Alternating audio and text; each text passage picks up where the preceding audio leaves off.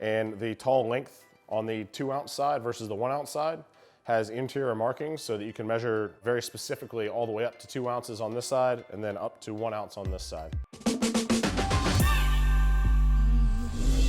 Expert how-tos. Our Japanese style jigger is perfect for making cocktails. We have 1 ounce on one side, 2 ounces on the top side with graduated lines in the middle so you can measure cocktails whichever way you please. Inside the one, you have 1/4 and 1/2 ounce and 3/4 markings for any size cocktail ingredient you need. On the other side, 2 ounces, 1.5 and 1 ounce.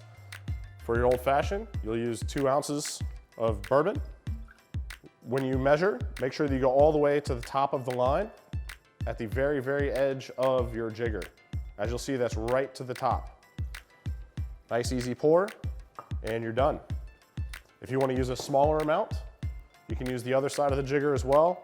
Fill to the halfway line on here, so you get a 1/2 ounce for your old fashioned. So 1/2 ounce of this syrup that we made, right in there, and you're done. Whenever you're using your jigger, make sure you go right to the line, not over, not under, flat across the top, and you're done.